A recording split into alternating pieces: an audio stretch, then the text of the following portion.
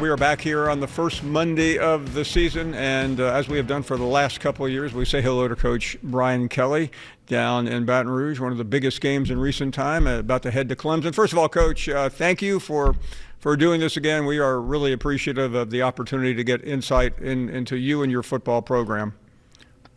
Well, just look, at the end of the day, this show, your show, just is the heartbeat of the SEC. And I'm not just pandering to you, but it's everybody that follows SEC football. So to be on this is to give you the insight in terms of what we're thinking about our football team, and we're pretty excited about our team. Well, let's get right there because I don't think anybody watching or listening needs to know what's happening Saturday night. So just take us through the preparation and how you feel as you get ready to make that trip. Well, I think you've heard this, and many of your people that follow college football know that the most important thing for us was to build a defense. We've done enough offense. We had a prolific offense in Jaden Daniels. We scored enough points last year. It was really about retooling our defense and giving Blake Baker the tools necessary for him to be the kind of coordinator that everybody wanted to have in their program. And so we had to continue to recruit, but more importantly, we had to go and look at some veteran players. And I want to underline, Paul, veteran players help you in road games like this. First year guys that haven't experienced an environment like this, it takes them a while, but we've got a veteran group on defense that will be used to the kind of environment they're stepping into. Coach, I realize you're now preparing for the game, but when you bring in a number of people and insert them into a system and a culture, what is that like to not only get them involved, but have success on a Saturday night like this one that we're about to watch? Well, Paul, as you know, this started back after we beat Baylor in the bowl game. We needed to look at our roster in preparation for this opener. Like, what kind of team do you want to put on the field against a team that's won, 10 games or more for the last 13 years? This is a team that's in the hunt every single year. So the first thing we're looking for is guys that would come into our program and fit into our culture, wanted to win a championship. If you just want to improve your draft stock, stay where you're at. If you want to come in and win a championship and bring that experience, then we're looking for you, and then immerse them in the standards that we have set here. Now you got a veteran team working together. They're not in their own cliques doing their own things. It meshes quite well, and now we can see our football team go play and get the goal that they want, and that was to win their opener. So it'll be exciting to watch them play.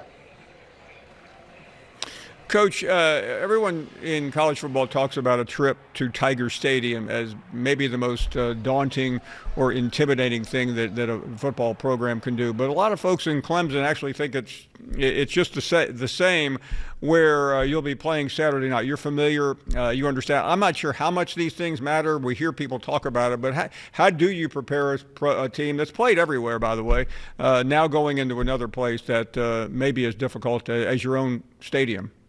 Play in the SEC, Paul.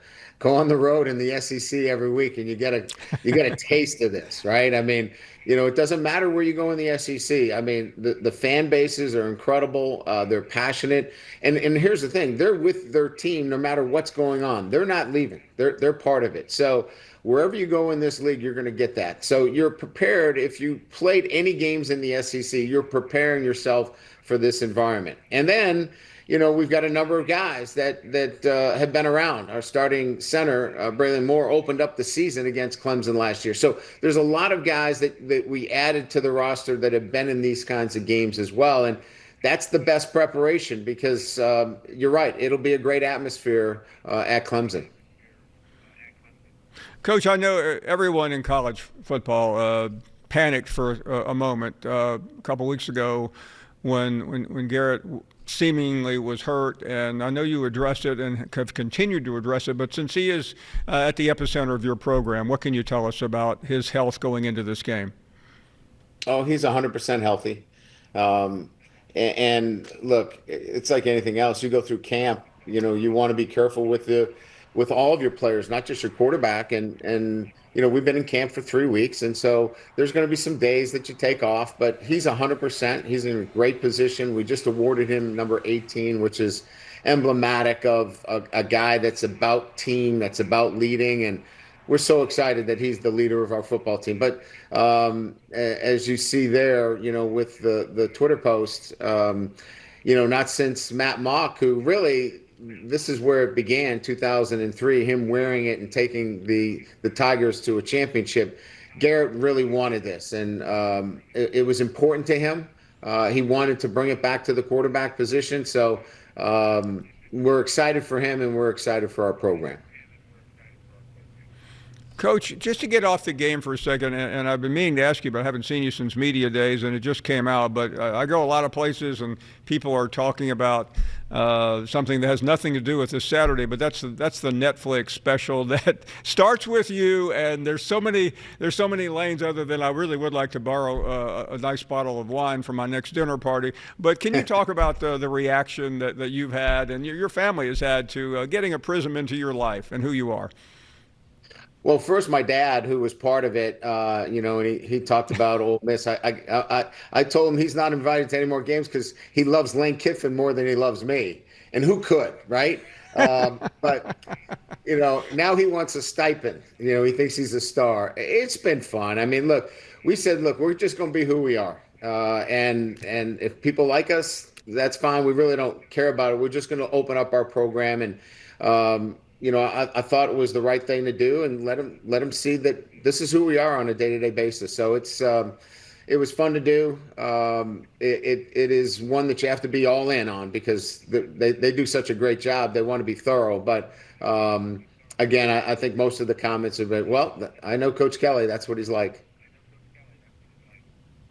And just an observation, I think that's what has made you who you are. You are authentic, and it starts from the beginning, growing up. And did you ever?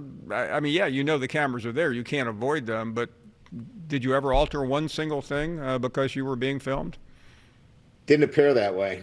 No, It seems I was sure.